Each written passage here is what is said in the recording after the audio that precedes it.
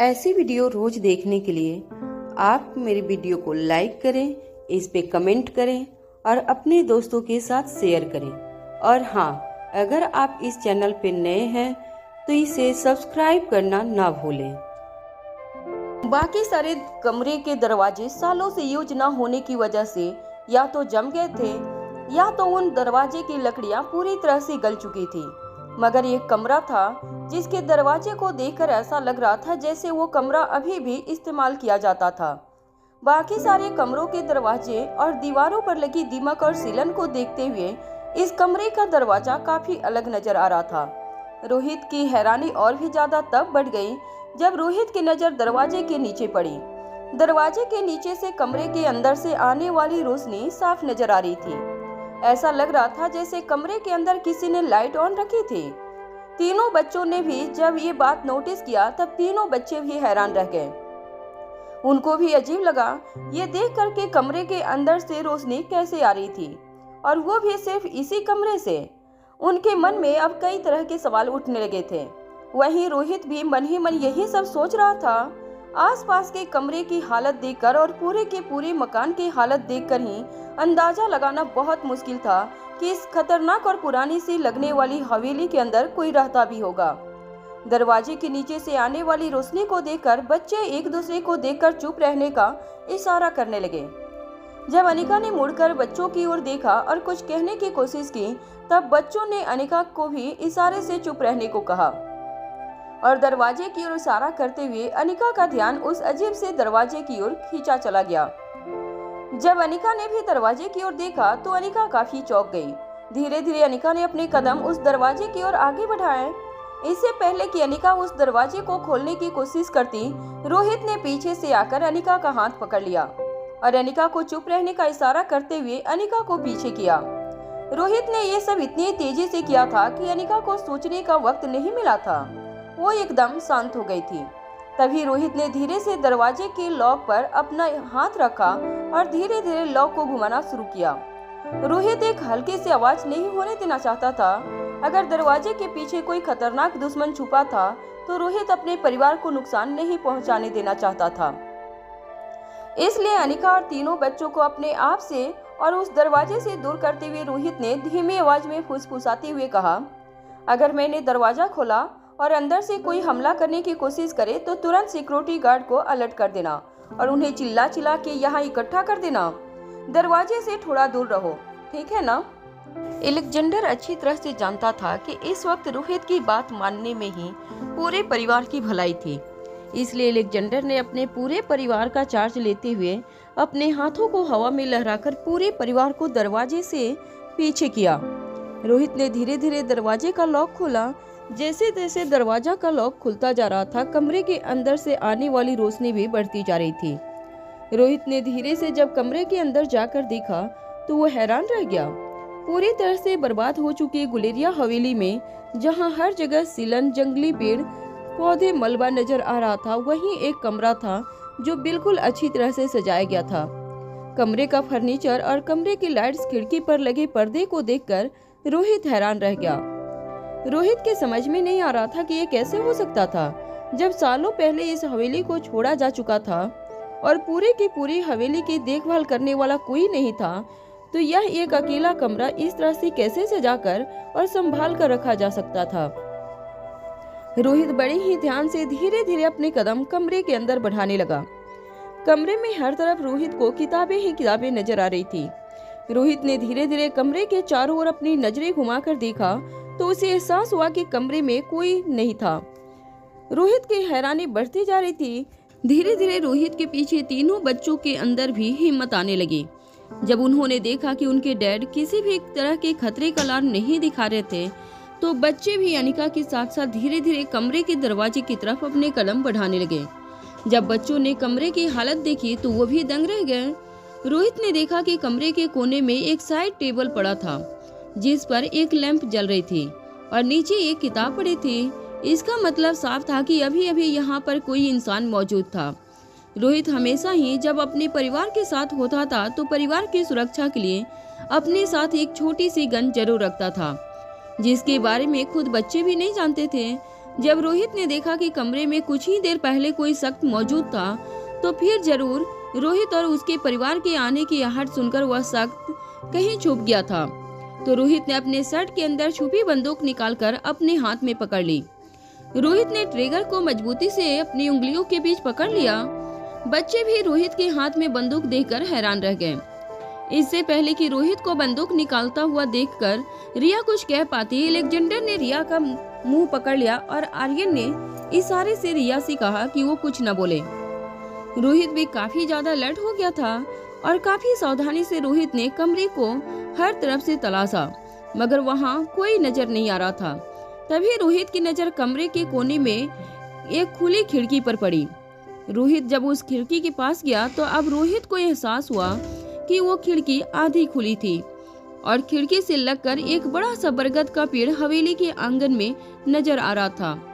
इसका मतलब साफ था कि जो कोई भी कमरे के अंदर मौजूद था वो बड़े ही आसानी से खिड़की खोलकर बरगद के पेड़ की मजबूत शाखाओं का सहारा लेकर वहां से निकल गया था। रोहित ने दूर दूर तक नजर डालकर ये देखने की कोशिश की कि कहीं कोई भागता हुआ उसे नजर आ रहा हो, मगर कहीं कोई नहीं नजर आ रहा था। रोहित के दिमाग में अब तरह तरह की बातें चल रही थी। वो मन ही मन यही सोचे जा रहा था कि आखिर कौन हो सकता था वो शख्स जो इस खंडहर बन चुकी हवेली के इस कमरे में रह रहा था। क्या वो कोई जान पहचान का था या फिर कोई दुश्मन जो छुप कर इस हवेली में रह रहा था। काफी देर तक सोचने के बाद रोहित को जब कुछ भी नहीं सूझा तो रोहित ने अपनी जेब से एक छोटी सी वॉकी टॉकी निकालकर अपने गार्ड को कांटेक्ट किया। जैसे ही एक गार्ड ने रोहित से पूछा, yes sir, is everything all right? Rohit ने उस गार्ड की बात का जवाब देते हुए कहा, तुम लोगों ने अभी अभी किसी को हवेली से बाहर निकलते हुए देखा है? उस गार्ड ने कुछ देर खामोश रहने के बाद रोहित से कहा, नहीं सर, हमने तो यहाँ पर किसी को नहीं देखा। क्या अंदर कोई था? अजीब बात है सर, इतनी पुरानी खंडहर जैसी हवेली में कौन रह सकता है सर? हो सकता है कि ये आपका कोई वहम हो। रोहित ने उस गार्ड की बात का जवाब देते हुए कहा, ये मेरा कोई वहम नहीं है, इस हवेली के अंदर से अभी अभी कोई निकला है। गार्ड भी अच्छी तरह से जानता था कि रोहित कभी भी बेतुकी बातें नहीं करता था। अगर रोहित के पास कोई सच्चा प्रूफ न हो तो रोहित कभी भी इस तरह की बातें नहीं करता था। रोहित की पूरी बात सुनने के बाद उस गार्ड ने अपने साथियों को अलर्ट करते हुए कहा, एक काम करो, इस हवेली का पूरा आंगन छान मारो और आसपास का जंगल भी छान मारो और पता लगाओ कि अभी अभी हवेली से कौन निकलकर भागा है। अपने गार्ड के साथ बात करने के बाद रोहित ने फिर से अपने हाथों में बंदूक कसकर पकड़ ली और कमरे को ध्यान से देखना शुरू किया। कमरे में वैसे तो कोई खतरा नहीं नजर आ रहा था, मगर रोहित अपने परिवार को किसी भी तरह के खतरे में नहीं देख सकता था। इसलिए कमरे के हर कोने और वॉशरूम की तलाशी लेने के बाद रोहित को एहसास हुआ कि कमरे में कोई दुश्मन मौजूद नहीं था। बड़ी अजीब बात यह है कि शाही टेबल पर लैंप के ठीक नीचे एक किताब खुली पड़ी थी और कमरे में भी सारी किताबें नजर आ रही थी। अनिका ने जब किताबों पर नजर डाली तब अनिका को भी एहसास हुआ कि उन किताबों को कोई संभाल कर उनकी देखभाल करता था। हालांकि अनिका उन किताबों के साथ अपना कोई कनेक्शन नहीं जानती थी, मगर रोहित ने अनिका के पास आकर पूछा, क्या तुम इन किताबों को जानती हो? कमरे में जितनी भी किताबें नजर आ रही थी उनमें से ज्यादातर किताबें आयुर्वेदिक और ट्रेडिशनल मेडिसिन की किताबें थी और कुछ किताबें बॉटनी की भी थी। अनिका बिल्कुल नहीं जानती थी कि अनिका का इन किताबों के साथ क्या कनेक्शन था, मगर जैसे ही अनिका ने उन किताबों पर अपनी उंगलियां फेरी, अनिका को अपने शरीर में एक अजीब सा दर्द महसूस हुआ। अनिका ठीक से बता नहीं पा रही थी कि उसे ऐसा क्यों हो रहा था, मगर किताबों पर उंगलियां फेरने के बाद अनिका की दिल की धड़कन तेज हो गई थी। अनिका ने अलमारी में पड़ी एक किताब निकालकर उसके पन्ने पलटना शुरू किया। रोहित भी बड़ी ही ध्यान से अनिका का रिएक्शन देख रहा था। वो जानना चाहता था कि आखिर इन किताबों का इस कमरे को देखकर अनिका के मन पर या अनिका के दिमाग पर किसी भी तरह का कोई असर हो रहा था या नहीं। रोहित भी ठीक से कह नहीं पा रहा था कि अनिका पर इस कमरे में आने का ठीक ठीक क्या रिएक्शन हो रहा था, मगर अनिका के एक्सप्रेशन को देखकर रोहित इतना तो समझ गया था कि जरूर कोई ऐसी बात थी इस कमरे में जो अनिका को इस कमरे के साथ जोड़ रही थी। एक के बाद एक अनिका किताबों को अपने हाथ में पकड़कर किताबों के पन्ने को पलटती रही। अनिका के चेहरे पर हैरानी बढ़ती रही थी, ना तो अनिका इन किताबों को याद कर पा रही थी और ना ही वो समझ पा रही थी कि इन किताबों के साथ उसका क्या कनेक्शन था। मगर अनिका के चेहरे पर एक अजीब सी हैरानी देखकर तीनों बच्चे भी समझ गए थे कि अनिका उन किताबों के साथ और इस कमरे के साथ जरूर कोई कनेक्शन था। जब बच्चों को इस बात की तसल्ली हो गई कि कमरे में कोई मौजूद नहीं था, तब रोहित के पास जाकर रिया ने धीमी आवाज में पूछा, पापा क्या यही वो कमरा है जहां मम्मा ने अपना बचपन गुजारा था? रोहित भी इस सवाल का जवाब ठीक से नहीं जानता था, मगर रोहित को भी हल्का हल्का सा डाउट था कि शायद ये वही कमरा था जहां गौतम गुलेरिया और मनीषा गुलेरिया ने अनिका का बचपन समेट कर रख दिया था। कमरे में बड़ी बड़ी किताबें देखकर कहीं न कहीं रोहित को भी ये लग रहा था कि हो सकता है कि ये कमरा अनिका का ही हो, क्योंकि बिना स्कूल गए और बिना कॉलेज गए अनिका दुनिया की इतने बेहतरीन न्यूरो सर्जन बनी थी। इसका मतलब साफ था कि अनिका ने बचपन में अपना ज्यादातर वक्त किताबों के बीच गुजारा था, जिसकी वजह से जैसे ही अनिका दुनिया के सामने आई वो मुश्किल से मुश्किल एग्जाम बड़ी ही आसानी से पास करती गई। मगर रोहित को हैरानी सिर्फ इस बात की थी कि अनिका मॉडर्न साइंस और मॉडर्न मेडिसिन की एक्सपर्ट थी, मगर कमरे में ज्यादातर किताबें आयुर्वेदिक और ट्रेडिशनल मेडिसिन से रिलेटेड थी। अनिका बड़ी ही हैरानी से कमरे में पड़ी किताबों को एक के बाद एक देखती रही। रोहित अनिका के पास आकर धीमी आवाज में अनिका से पूछने लगा, बताओ अनिका, क्या तुम्हें कुछ याद आ रहा है? अनिका ने अचानक ही अपना ध्यान किताब से हटाया और रोहित की ओर देखा और रोहित के सवाल पर सिर्फ ना में अपना सिर हिला दिया। इसका मतलब साफ था कि अनिका को अब भी कुछ याद नहीं आ रहा था। अनिका का रिएक्शन देखकर तीनों बच्चे भी काफी ज्यादा मायूस हो गए। तभी अचानक अनिका के हाथों में एक किताब भी गिरी और उस किताब से एक तस्वीर उछलकर बाहर आ गई। अनिका ने जब जमीन पर गिरी उस तस्वीर को अपने हाथों में लिया और पलटकर उस तस्वीर को देखा तो अनिका उस तस्वीर में नजर आ रहे चेहरे को देखकर दंग रह गई। तस्वीर को देखने के बाद अनिका कुछ देर तक कुछ तस्वीर को देखती रही। अनिका को मन ही मन ऐसा लग रहा था जैसे उसने इस चेहरे को पहले भी कभी देखा था। फिर अचानक कि अनिका को याद आया कि ये चेहरा तो रोज उसने आईने में नजर आता है। तस्वीर में नजर आ रहे चेहरे को देखकर अनिका के होश उड़ गए। अनिका को समझ नहीं आ रहा था कि क्या वो कोई तस्वीर देख रही थी या किसी आईने में अपना चेहरा। तस्वीर में नजर आ रही औरत हूबहू अनिका की तरह लग रही थी। अनिका फटी हुई आंखों से उस तस्वीर को बस देखती रही। जब रोहित ने पीछे से आकर तस्वीर में नजर आ रहे चेहरे को देखा तो कुछ देर के लिए रोहित भी हैरान हो गया।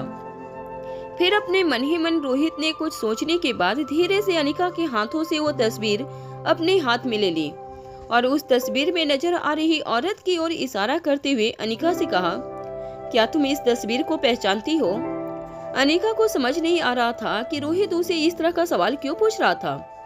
तस्वीर में नजर आ रही औरत अनिका ही थी, मगर अनिका को इस बात की हैरानी हो रही थी कि तस्वीर में नजर आ रही वो औरत बाइक पर एक लड़के के साथ बैठी थी और तस्वीर में नजर आ रहा लड़का और कोई नहीं बल्कि करण गुलेरिया थे, यानी कि अनिका के पिता। तस्वीर देखकर अनिका को इस बात का एहसास हो गया था कि वो तस्वीर काफी पुरानी थी। अनिका के चेहरे पर हैरानी साफ नजर आ रही थी। अनिका के कंफ्यूजन ना बढ़ाते हुए रोहित ने अनिका से कहा, इस तस्वीर में जो लड़की नजर आ रही है वो हूबहू तुम्हारी तरह दिखती है। वो और कोई नहीं बल्कि तुम्हारी माँ है। रोहित की ये बात सुनकर अनिका दंग रह गई। अनिका फटी हुई आंखों से रोहित की ओर देखने लगी। तस्वीर को फिर से उस किताब में रखते हुए रोहित ने अपनी बात आगे बढ़ाते हुए अनिका से कहा, ये तस्वीर कई साल पुरानी है। ये हवेली तुम्हारी माँ ने बनवाई थी, जिसे तुम्हारे सौतेले बाप ने हड़प लिया था। तुम्हें अपने सौतेले बाप और सौतेली माँ की कहानी जानने की इस वक्त कोई जरूरत नहीं है। बस इतना समझ लो कि तुम्हारी माँ तुमसे बहुत प्यार करती थी और जब तुम 3 साल की थी तब तुम्हारी माँ इस दुनिया से चली गई। मगर दुनिया से जाने के बाद भी तुम्हारी माँ ने तुम्हारी सिक्योरिटी और तुम्हारे भविष्य के लिए कई इंतजाम कर रखे थे। आगे बढ़ने से पहले रोहित के चेहरे पर मुस्कान आ गई। रोहित ने अपनी बात आगे बढ़ाते हुए कहा, जिनमें से एक मैं भी हूँ। रोहित की बात सुनकर अनिका हैरान हो गई। रोहित ने अनिका के कंधे पर हाथ रखते हुए कहा, तुम्हारी माँ ने शायद सालों पहले ही तुम्हारे लिए मुझे चुन लिया था और यह तुम्हारी माँ की ही प्लानिंग थी जिसकी वजह से हम दोनों मिले। एनीवेज, यह सब कुछ बहुत कंफ्यूजिंग है। फिलहाल हमें इस बात पर फोकस करना है कि पूरी तरह से खंडहर बन चुकी इस हवेली में इस वक्त कौन मौजूद है। इस कमरे को देखकर लग रहा है कि ये कमरा अभी भी इस्तेमाल किया जाता है। हो सकता है कि ये वही कमरा हो जहां बचपन में तुम्हारे सौतेले माँ बाप ने तुम्हें बंद करके रखा था। मगर एक बात मेरी समझ में नहीं आ रही है कि जहां पूरी की पूरी हवेली पूरी तरह से बर्बाद हो चुकी है, ये कमरा इतना साफ सुथरा कैसे है। तभी रोहित का एक सिक्योरिटी गार्ड दौड़कर कमरे के अंदर आया और रोहित से कहने लगा, सर, हमने आसपास का सारा इलाका छान मारा मगर हमें कोई नजर नहीं आया। अपने सिक्योरिटी गार्ड की बात सुनकर रोहित भी दंग रह गया। रोहित की समझ में नहीं आ रहा था कि इतनी जल्दी कोई इंसान इस तरह से कैसे गायब हो सकता था। तीनों बच्चे भी पूरी सिचुएशन को देखकर काफी ज्यादा हैरान नजर आ रहे थे। रिया के चेहरे पर अब डर भी साफ नजर आ रहा था। रोहित ने अपने सिक्योरिटी गार्ड की बात सुनते ही कहा, यह कैसे हो सकता है? क्या तुमने अच्छी तरह से छानबीन की? अरे कोई आदमी इतनी जल्दी यहाँ से कैसे गायब हो सकता है? इस कमरे को जरा देखो और फिर पूरे मकान पर नजर डालो। मुझे यकीन है कि इस कमरे में कोई न कोई जरूर मौजूद था। जब हम यहाँ आए थे, ये साइड टेबल पर पड़ा लैंप अभी तक ऑन है और ये किताब भी यहीं पर पड़ी थी। मेरी तो समझ में कुछ नहीं आ रहा है कि इस तरह के खंडहर में कोई क्यों रहेगा। तभी कुछ देर सोचने के बाद सिक्योरिटी गार्ड ने रोहित से कहा, सर, मुझे लगता है कि यह जरूर किसी अंडरवर्ल्ड की बदमाश या किसी ताड़ी पार आदमी का काम है। अक्सर ऐसा होता है कि जिन गुनाहगारों को कोर्ट ताड़ी पार कर देता है, वो गुनाहगार शहर में होते हुए भी किसी एक जगह पर अपना हाई आउट बनाकर अंडरग्राउंड हो जाते हैं। मुझे लगता है यहाँ भी ऐसा ही कुछ हुआ होगा। अपने आप को दुनिया और कानून की नजरों से छुपाने के लिए किसी ने शायद इस खंडहर का सहारा लिया होगा और जब हमारे अंदर आने की आहट सुनाई दी होगी तो वो यहाँ से फरार हो गया होगा। अपने आदमी की बात सुनते ही रोहित ने अपनी आवाज ऊंची करते हुए कहा, फरार हो गया था तो आप लोग वहाँ बाहर क्या कर रहे थे? इस सुनसान खंडहर से कोई आदमी बाहर निकलता है और आप लोगों को पता भी नहीं चलता। यह किस तरह की सिक्योरिटी है मेरी? रोहित के सामने खड़ा सिक्योरिटी गार्ड कोई मामूली सिक्योरिटी गार्ड नहीं था। रोहित की पूरी सिक्योरिटी टीम एक हाईली प्रोफेशनल और ट्रेंड टीम थी। रोहित के ज्यादातर सिक्योरिटी गार्ड नमी कमांडो ट्रेनिंग ले रखी थी, मगर अभी रोहित ने अपने सिक्योरिटी गार्ड से जो बात कही थी वो सुनकर सिक्योरिटी गार्ड का सर शर्म से झुक गया। तभी एक और सिक्योरिटी गार्ड कमरे के अंदर दाखिल हुआ। वो सिक्योरिटी गार्ड तेज सांसें ले रहा था। हाँफती हुई आवाज में उस सिक्योरिटी गार्ड ने रोहित से कहा, सर, हमने यहाँ से फरार हुए आदमी को ढूंढने की बहुत कोशिश की मगर हमें वो कहीं नहीं मिला। मगर सर, एक बहुत अजीब बात नोटिस की है हमने। इस खंडहर से कुछ ही मीटर की दूरी पर। अपने सिक्योरिटी गार्ड की बात सुनते ही रोहित ने उनसे कहा, चलो मुझे भी वहाँ ले चलो। जैसे ही रोहित कमरे से बाहर जाने के लिए अपने कदम आगे बढ़ाने लगा, रिया दौड़कर रोहित के पास आई, उसके पैरों से लिपट गई। खंडहर में छुपे बहरूपियों को पकड़ने के लिए रोहित के सर पर इस तरह का जुनून सवार हो गया था कि वो एक पल के लिए भूल चुका था कि वो वहाँ अपने परिवार के साथ मौजूद था। और रोहित ने जैसे ही रिया को अपने आप से लिपटे हुए महसूस किया, रोहित अचानक ही जैसे होश में आ गया। रिया के सर पर प्यार से हाथ फेरते हुए रोहित ने दरवाजे के बाहर खड़े सिक्योरिटी गार्ड से कहा, तुम एक काम करो, अनिका और बच्चों को बेन में ले जाकर बैठा दो, मैं अभी आता हूँ। जैसे ही रोहित ने अपने सिक्योरिटी गार्ड से यह बात कही, रिया ने रोहित को और भी ज्यादा कसकर पकड़ लिया और रोहित की ओर देखते हुए कहा, नहीं डैड, आप वहाँ क्यों जा रहे हो सकता है कि वो बहुत खतरनाक आदमी हो। रिया के चेहरे पर अपने लिए इस तरह का डर देखकर रोहित के चेहरे पर मुस्कान आ गई। रिया के सर पर प्यार से हाथ फेरते हुए रोहित ने कहा, बिल्कुल चिंता मत करो, कुछ नहीं होगा तुम्हारे डैड को, क्योंकि इस दुनिया में तुम्हारे डैड से ज्यादा खतरनाक कोई है ही नहीं।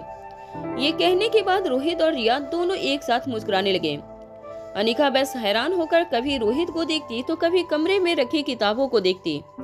अनिका की समझ में नहीं आ रहा था कि वहाँ क्या हो रहा था। परेशान अनिका बच्चों और सिक्योरिटी गार्ड के साथ वापस गुलेरिया हाउस से निकलकर अपने वैन की ओर आगे बढ़ने लगी। वहीं रोहित कुछ और सिक्योरिटी गार्ड के साथ उस जगह की ओर जाने लगा जहां वो सिक्योरिटी गार्ड रोहित को ले जा रहा था। घने जंगलों के अंदर झाड़ियों के बीच से रास्ता बनाते हुए रोहित और वो सिक्योरिटी गार्ड एक छोटे से झरने की ओर आगे बढ़ने लगे।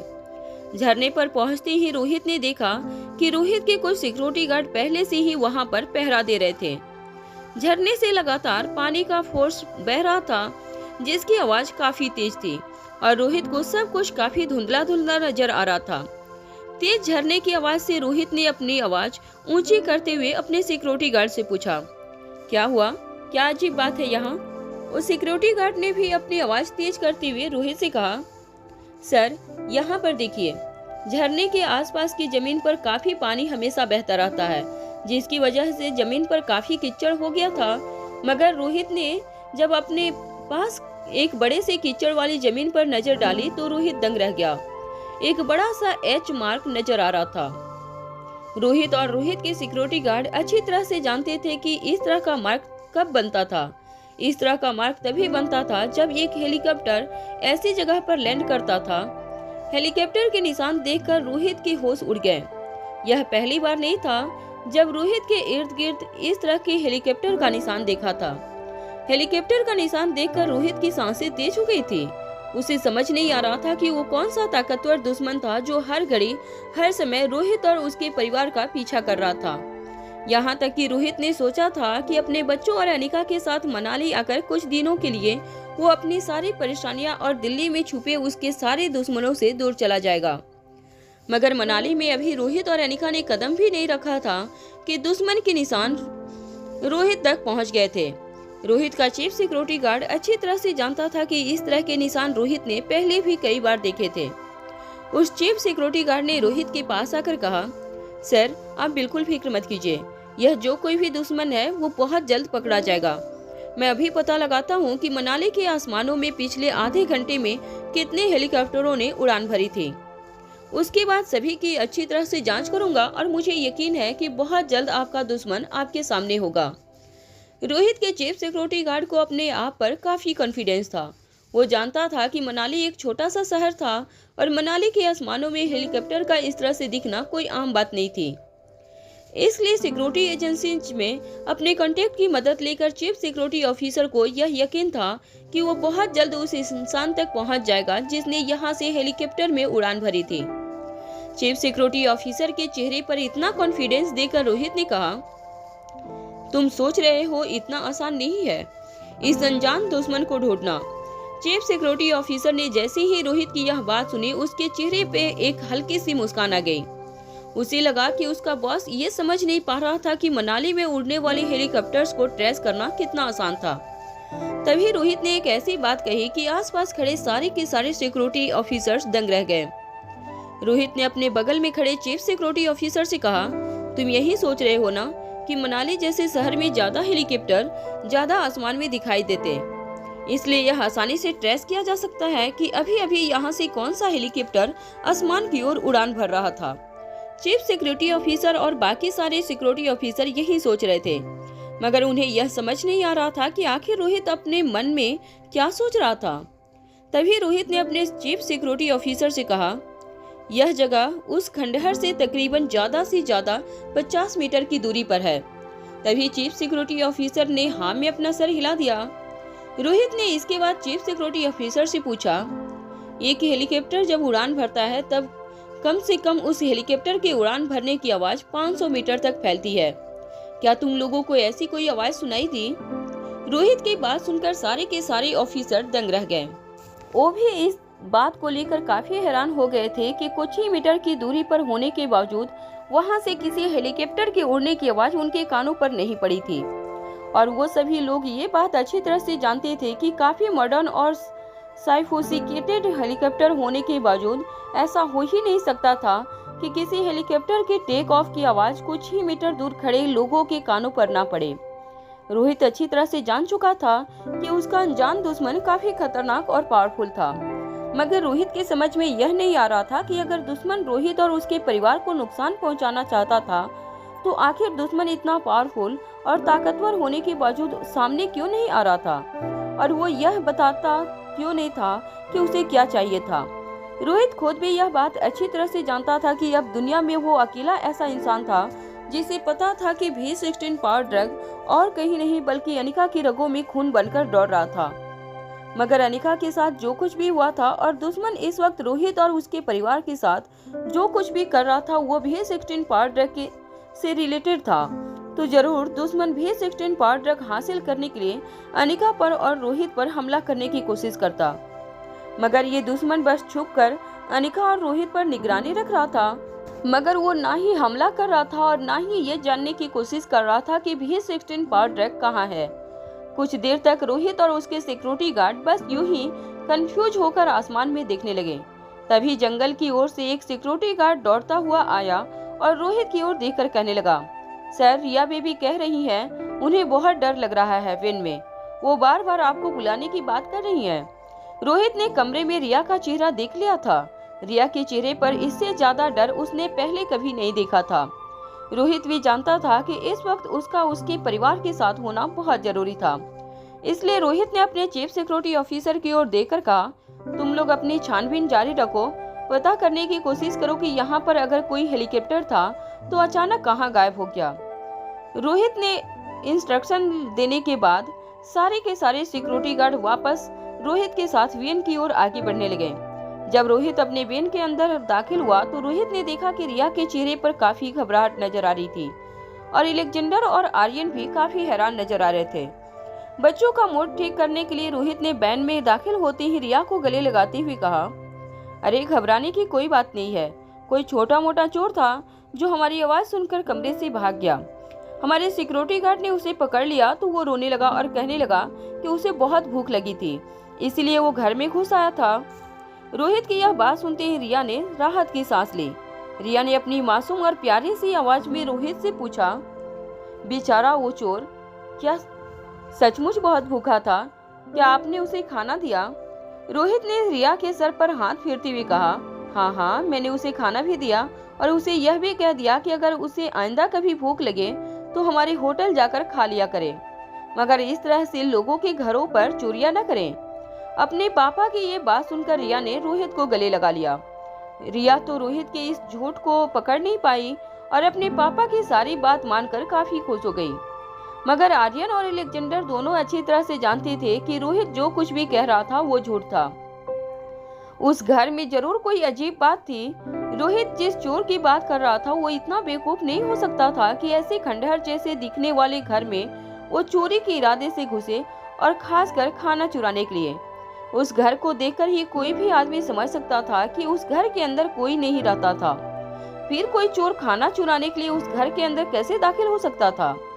मगर इस वक्त अलेक्जेंडर और आर्यन भी इस बात को अपने सीने में दबा देना चाहते थे और रिया और अनिका को उस बात के लिए परेशान नहीं करना चाहते थे। इसीलिए रोहित की बात अपने मन ही मन में सच मानकर आर्यन और अलेक्जेंडर भी मुस्कुराकर अनिका को देखने लगे।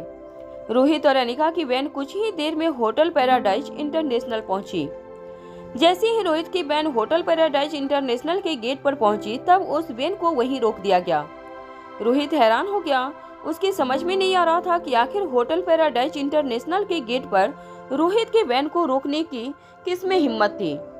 जैसे ही रोहित ने वैन से बाहर अपना पांव रखा, रोहित ने देखा कि एक बड़ा सा red corporate hotel paradise international के गेट से लेकर मेन बिल्डिंग तक बिछाया गया था। और जैसे ही रोहित ने अपना पांव वैन से बाहर रखा, जोर जोर से रोहित और उसके परिवार के स्वागत के लिए बैंड बजना शुरू हो गया। रोहित पर फूल बरसाए जाने लगे। धीरे धीरे रिया भी वैन से बाहर आ गई। रिया की आंखें बैंड बाजा और फूलों की बारिश को देखकर चमक उठी। रिया कूदकर रेड कारपोरेट पर दौड़ने लगी। रिया के पीछे पीछे अलेक्जेंडर और आर्यन भी बिल्कुल किसी रियासत के राजकुमार की तरह रेड कारपोरेट पर उतरकर मेन बिल्डिंग की ओर चलने लगे। अनिका इन सब बातों से बिल्कुल हैरान हो गई थी। अनिका को वैन से बाहर उतरने का इशारा किया। अनिका ने भी रोहित के हाथों में अपना हाथ दे दिया और धीरे से वैन से बाहर उतरी। जैसे ही अनिका ने रेड कारपोरेट पर अपना पांव रखा, अपने हाथों में एक बड़ी सी माला पकड़ी सनी रोहित और अनिका के पास आया और दोनों को हार पहनाते हुए कहने लगा, भैया और भाभी, welcome to the paradise where you both meet. Anika Sunny को देखकर हैरान हो गई और रोहित के सामने देखने लगी। रोहित ने धीमी आवाज में अनिका को समझाते हुए कहा, यह सनी है, मेरा कजन। यूँ कहा जा सकता है कि हमारे प्यार को गहरे रिश्ते में बदलने में सनी ने हमारी काफी मदद की थी।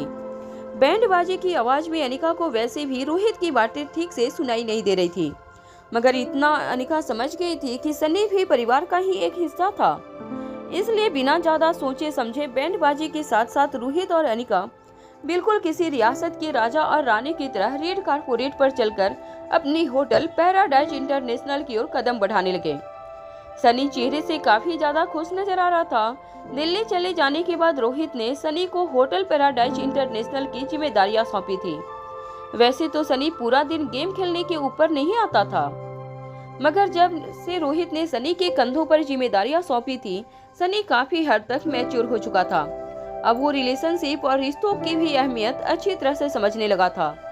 सनी ने बिजनेस की जिम्मेदारी संभाली, उसके बाद उसे पता चला कि असल जिंदगी में तो मोबाइल गेम और वर्चुअल गेमिंग से बाहर है। बिजनेस में होने वाले उतार चढ़ाव रियल होते थे, वर्चुअल नहीं। यह बात सनी की समझ में अच्छी तरह से आ गई थी। सनी पहले से ही रोहित की बहुत इज्जत करता था और इसीलिए रोहित और अनिका को इतने दिनों बाद मनाली लौट रहे थे, उनके स्वागत में उसने किसी तरह की कमी नहीं छोड़ी थी।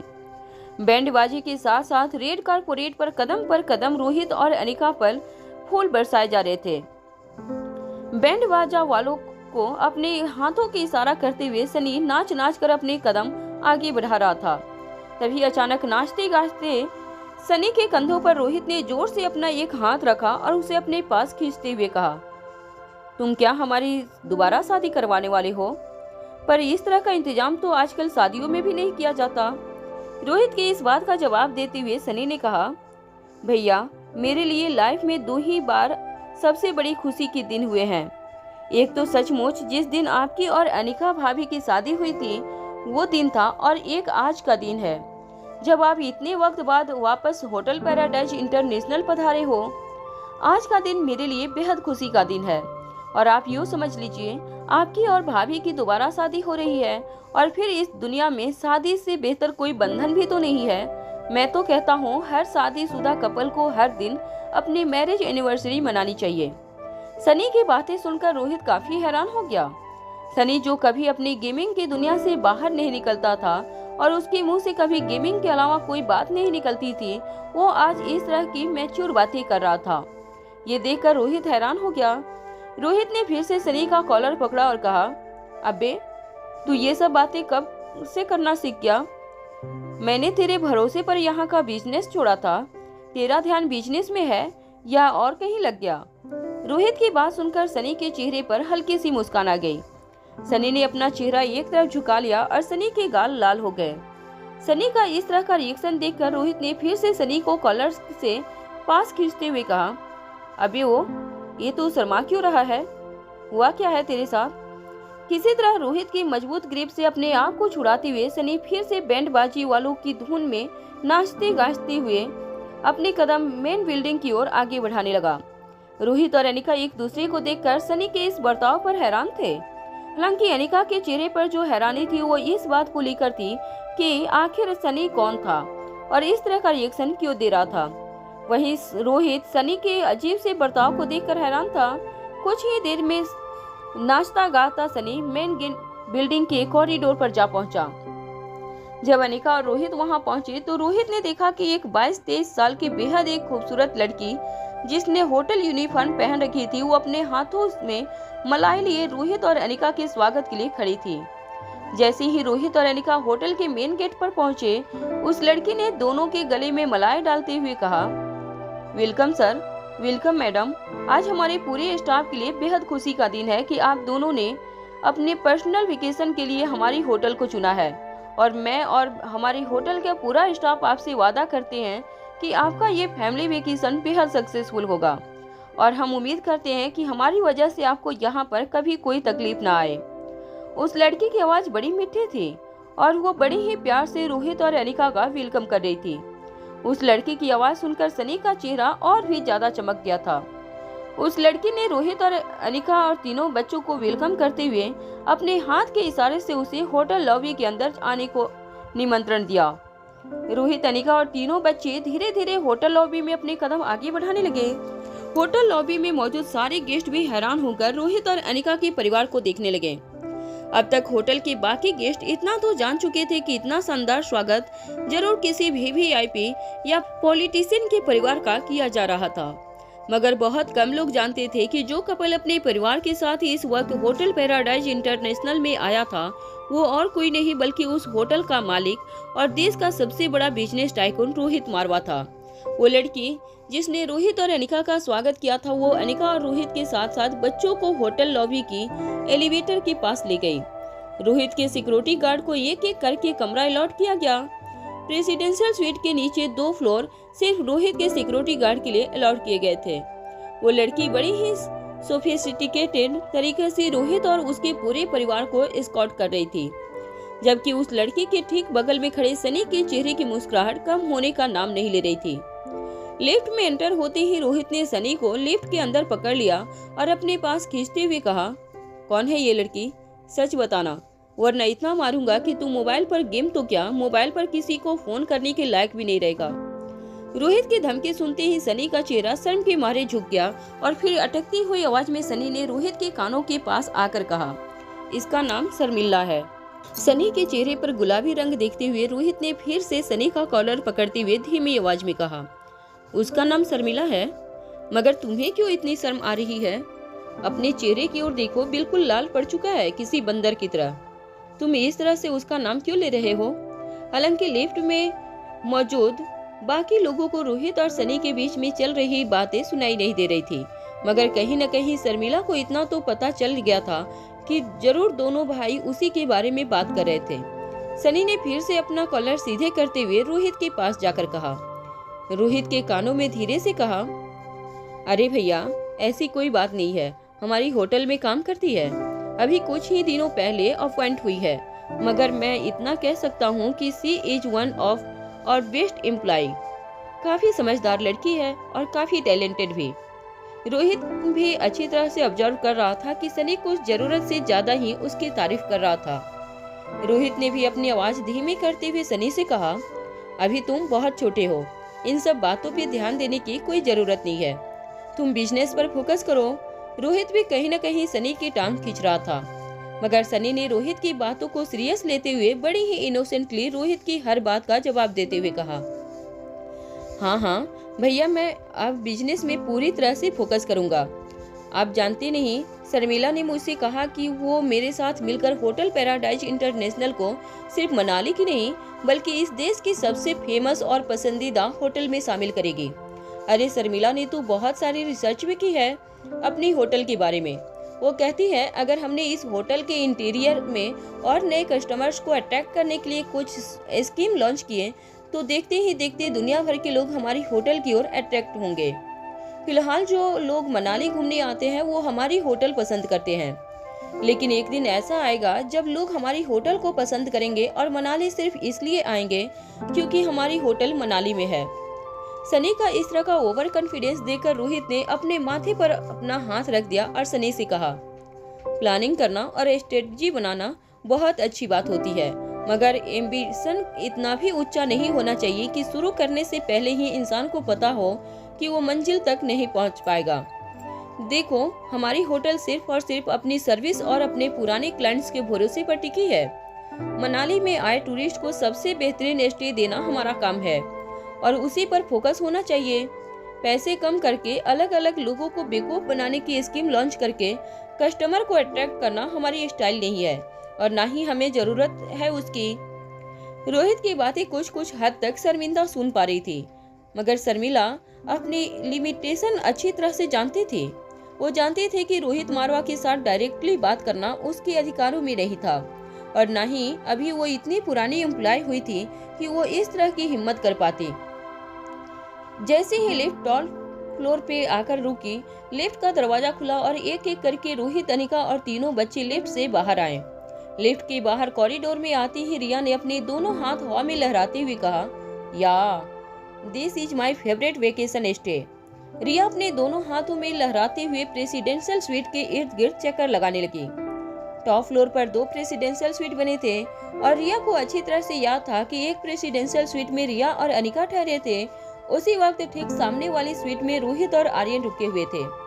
उस कॉरिडोर में आते ही रिया के मन में पुरानी सारी बातें ताजा हो गई।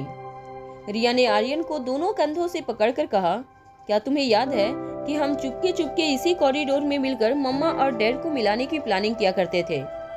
जैसे ही आर्यन ने रिया की यह बात सुनी, आर्यन ने रोहित की ओर देखा और अपनी नजरें झुका ली। हालांकि ये बातें पुरानी हो चुकी थी और सबके सामने सारी सच्चाई आ चुकी थी, मगर आज भी आर्यन को कहीं न कहीं इस बात का डर लगता था कि आर्यन रोहित के पीठ पीछे इस तरह की प्लानिंग करता था और रोहित को पता नहीं था। रिया ने शर्मिला की ओर देखकर कहा, आंटी, इस बार हमें 2 स्वीट की जरूरत नहीं है, हम सब एक ही स्वीट में रुकेंगे। आप और सनी चाचू चाहे तो सामने वाली स्वीट में रुक सकते हैं। जैसे ही रिया ने ये बात कही, सनी को जोर जोर से खांसी आने लगी। सनी ने रिया को दोनों कंधों से पकड़कर कहा, अरे रिया, तुम ये क्या कह रही हो? सनी की हालत देखकर आर्यन और एलेक्जेंडर को मन ही मन हंसी आने लगी, मगर उन्होंने किसी तरह अपनी हंसी को छुपाकर अपने आप को कंट्रोल किया। रिया की बात सुनकर शर्मिला ने अपने नाक को सहलाना शुरू कर दिया और अपनी नजरें झुका दी। एक छोटी सी बच्ची की इस बात को वो क्या जवाब देती, उसे समझ नहीं आ रहा था, मगर कहीं न कहीं शर्मिला चाहती थी कि सनी इस सिचुएशन को अच्छी तरह से फेस करे। मगर सनी की हालत को देखकर ऐसा नहीं लग रहा था कि सनी इस सिचुएशन को संभाल पाएगा। सनी की खांसी जोर जोर से बढ़ने लगी। सनी का चेहरा और भी ज्यादा गुलाबी होने लगा था। सनी के एक्सप्रेशन को देखकर ऐसा लग रहा था जैसे सनी बिना कुछ कहे ही शर्मिला और सनी के बीच में चल रहे लव एंगल को बयान कर रहा था। हालांकि अब तक ना ही शर्मिला ने सनी से कुछ कहा था और ना ही सनी ने शर्मिला से अपने प्यार का इजहार किया था, मगर सनी के चेहरे और सनी के रिएक्शन को देखकर रोहित और तीनों बच्चे अच्छी तरह से समझ गए थे कि सनी के मन में क्या चल रहा था। सनी ने अपनी कोट की जेब से चाबी निकाली और एक कार्ड के जरिए प्रेसिडेंशियल स्वीट का दरवाजा अनलॉक किया।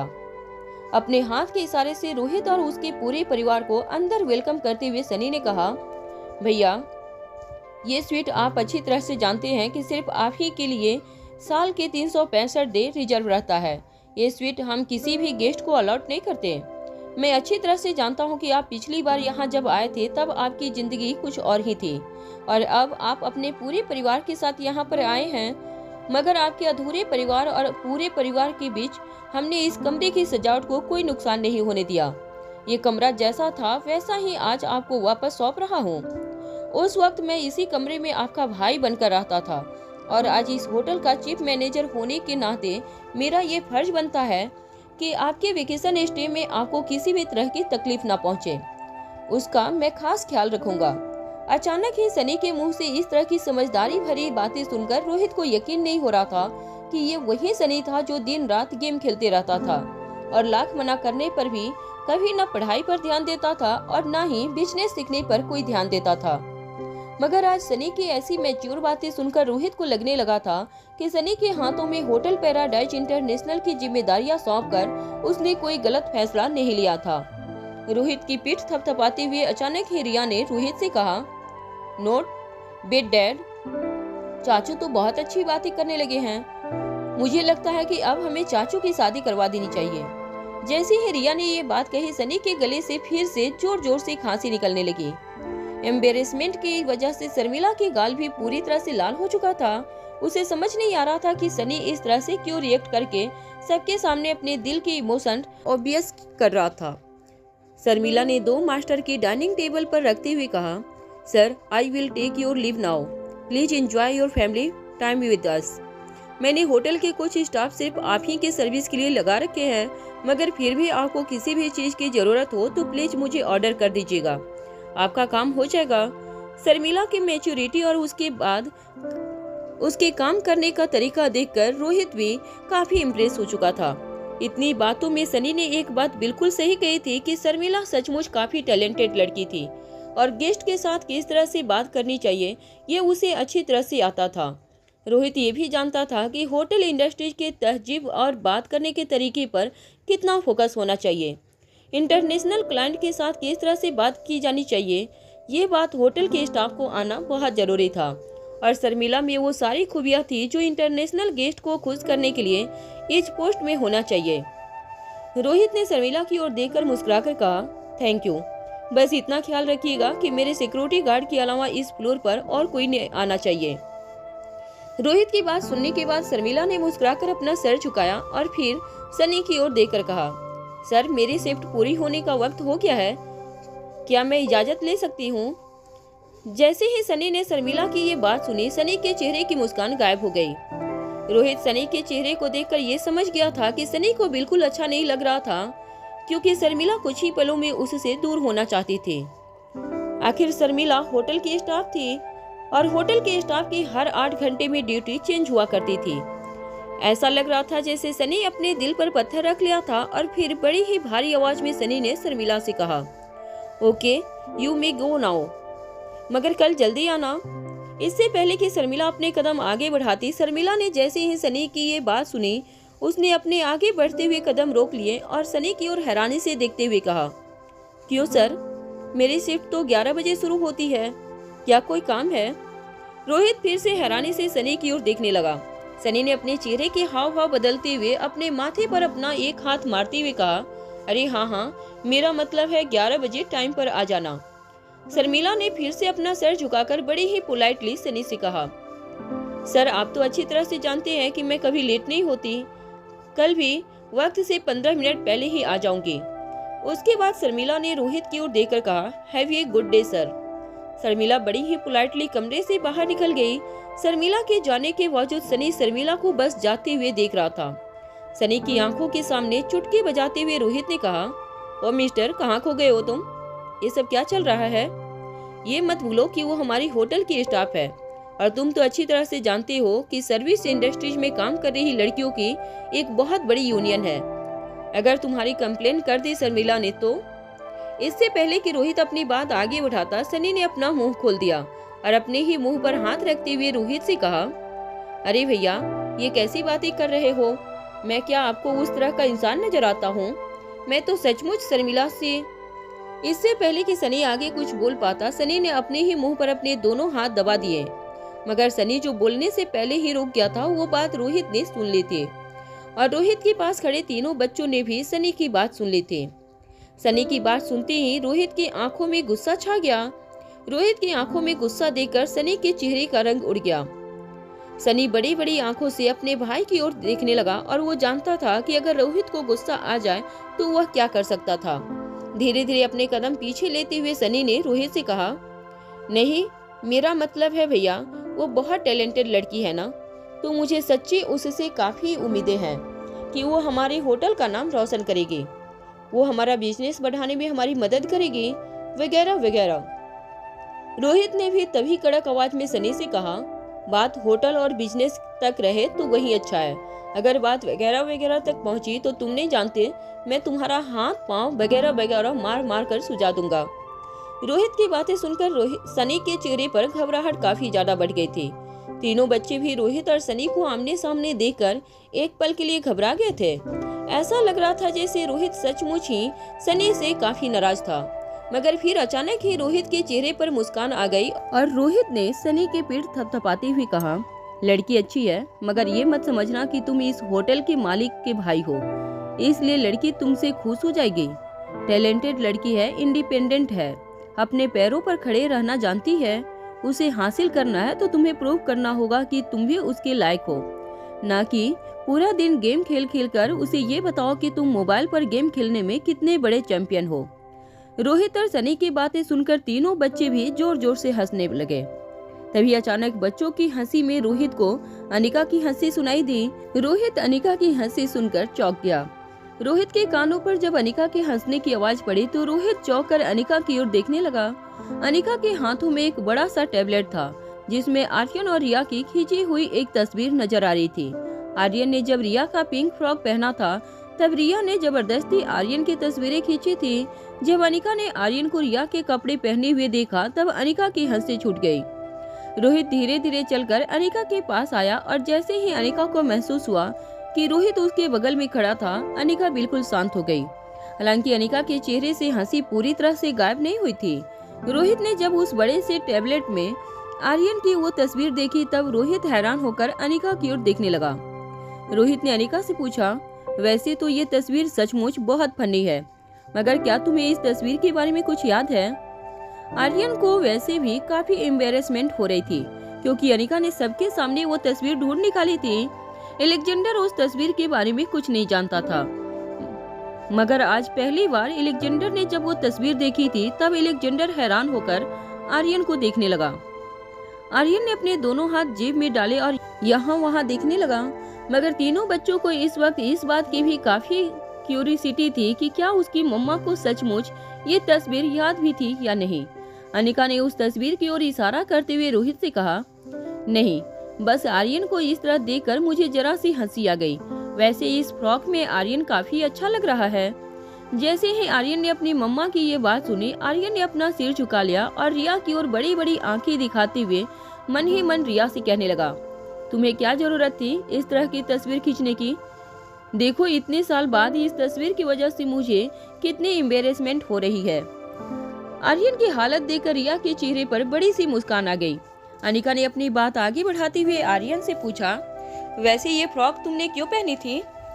आर्यन अच्छी तरह से जानता था कि खुद अनिका ने ही उसे मजबूर किया था वो ड्रेस पहनने के लिए, मगर आज अनिका के साथ इस तरह की बात के लिए आर्गुमेंट करने का कोई मतलब नहीं था। तभी सनी ने अपनी भाभी के पास आते हुए कहा, अरे भाभी, ऐसी कई सारी यादें जुड़ी हैं इस होटल के साथ, आपकी और भैया की। धीरे धीरे इस होटल में कुछ वक्त रहने के बाद आपको सब कुछ याद आ जाएगा, ये मेरा वादा है आपसे। अनिका बड़ी बड़ी आंखों से सनी को घूर घूर कर देखने लगी। सनी ये बात अच्छी तरह से जानता था कि सनी एक तरह तो अनिका को इस बात की तसल्ली दे रहा था कि अनिका को सब कुछ याद आ जाएगा, मगर दूसरी ओर सनी ये भी अच्छी तरह से जानता था कि अनिका इस वक्त सनी का चेहरा भी नहीं पहचानती थी। अनिका के चेहरे पर अपने लिए अनजानापन देखकर सनी ने रोहित की ओर देखकर कहा, चलिए भैया, मुझे लगता है मुझे नीचे जाकर वापस काम संभाल लेना चाहिए। वैसे तो हमारा स्टाफ काफी अच्छा है, मगर जरा सा ध्यान न दो तो पता नहीं किस वक्त क्या हो जाए। वो क्या है ना कि शर्मिला की भी शिफ्ट खत्म हो गई है, इसीलिए। शर्मिला का नाम जब फिर से सनी की जुबान पर आया तब रोहित ने मुस्कुराते हुए सनी से कहा, बहुत जल्दी इतना ज्यादा भरोसा हो गया है शर्मिला पर। मैं तो सोच रहा हूँ कि तुम्हारी जगह उसी को चीफ मैनेजर बना दो इस होटल का। जैसे ही सनी ने रोहित की ये बात सुनी, सनी ने रोहित का हाथ पकड़ते हुए कहा, अरे नहीं नहीं भैया, ऐसा करने की कोई जरूरत नहीं है। अरे वैसे तो जो कुछ भी काम उसे आता है वो मैंने ही सिखाया है ना, उसे होटल इंडस्ट्रीज में पहले कोई एक्सपीरियंस नहीं था। जो कुछ भी सीखी है वो मेरे अंडर ही रहकर सीखा है। सनी की हड़बड़ाहट देखकर रोहित के चेहरे पर मुस्कुराहट आ गई। सनी बस रोहित के साथ हाथ मिलाकर कमरे से बाहर निकल गया। प्रेसिडेंशियल स्वीट का दरवाजा बंद होते ही तीनों बच्चे अपने मम्मा की ओर देखकर मुस्कुराने लगे। तीनों बच्चों को पता था कि आने वाले कुछ दिन उन्हें सिर्फ और सिर्फ अपने मम्मा डैडी के साथ गुजारने हैं। अक्सर दिल्ली में रोहित मारवा इंडस्ट्रीज की कमान संभालने में बिजी होता और डॉक्टर अमृता होने के नाते अनिका भी ज्यादातर वक्त हॉस्पिटल में गुजारा करती थी, जिसकी वजह से बच्चों को अपने मम्मा डैडा के साथ वक्त गुजारने का चांस कुछ कम ही मिलता था।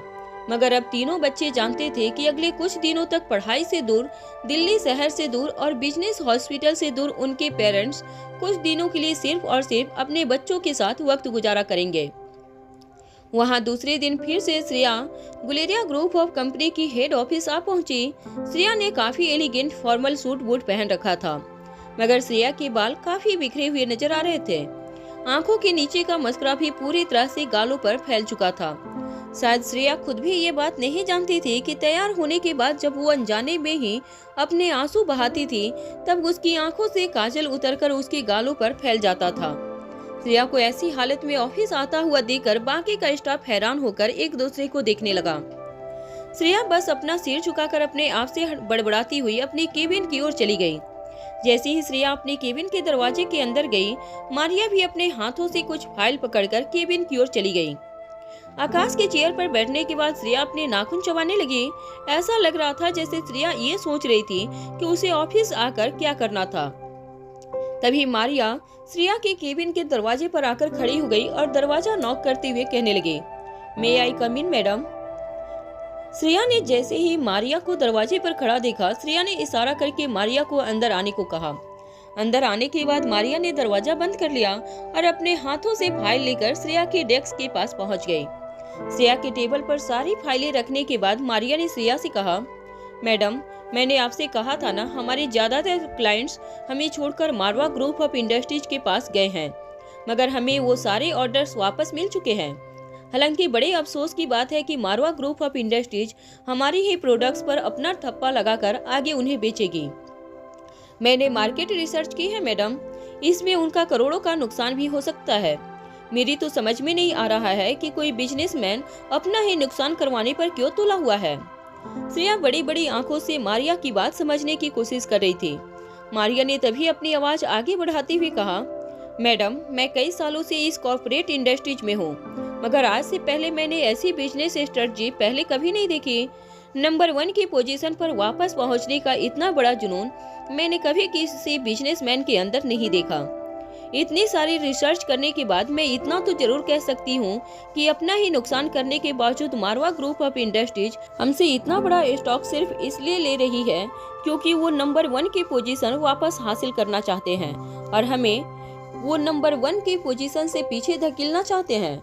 मगर उन्होंने क्या शतरंज की चाल चली है, हम चाहे तो भी कुछ नहीं कर सकते। श्रेया फिर से हैरान होकर मारिया को देखने लगी। मारिया ने श्रेया को पूरी बात समझाते हुए कहा, देखिए मैडम, इस शतरंज की चाल में रोहित मारवा हमसे काफी आगे निकल गया है। पहले तो उसने हमारे क्लाइंट्स हमारी कंपनी की पोजीशन को देखते हुए हमसे छीन लिए। उसके बाद उस क्लाइंट्स का भरोसा हासिल करके उन्होंने उन क्लाइंट्स के सारे ऑर्डर्स अपने नाम कर लिए और अब अगर वो उन सारे ऑर्डर्स को पूरा करने के लिए अपनी कंपनी की प्रोडक्टिविटी बढ़ाते हैं तो उन्हें बहुत बड़ा इन्वेस्टमेंट करना पड़ेगा। इसलिए वो लोग सरप्लस ऑर्डर को सबलेट करना चाहते हैं, यानी कि किसी और कंपनी के पास माल खरीदकर उस माल पर अपना नाम और टैग चिपकाकर आगे बेच देना। मगर जरा सोचिए, रोहित मारवा ने ये ऑर्डर दिया भी तो किसे दिया? हमारी कंपनी को, यानी कि हमारी ही कंपनी से छीना हुआ ऑर्डर हम ही को वापस कर दिया। श्रेया के दिल में रोहित मारवा के लिए नफरत बढ़ती ही जा रही थी।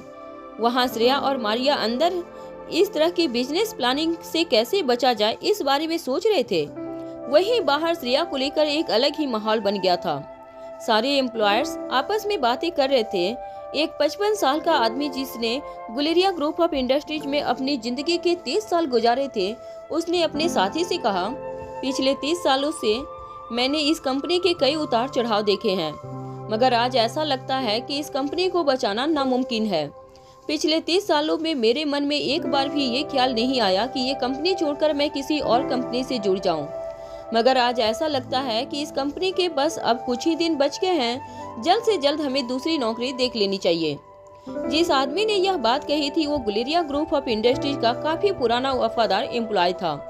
उसके मुंह से यह बात सुनकर नए एम्प्लॉयज जिन्होंने कुछ महीने या कुछ साल पहले ही नौकरी ज्वाइन की थी, उसके मोरल पूरी तरह से टूट गए।